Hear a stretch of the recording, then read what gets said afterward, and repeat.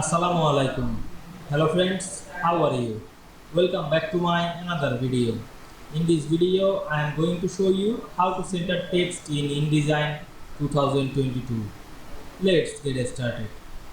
At first, you have to open your InDesign software. Now you want to make the text center. At first, you have to open your document. Now I am select the page. Then go to the alignment option. You can enable this alignment option. You can go the window menu, and we can see here type and table tool. You can choose this character to make this align. Now I make the center align. Now you can see we make the text align center very easily.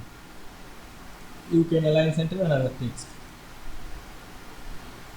Now you can see we align text center in InDesign 2022 very easily.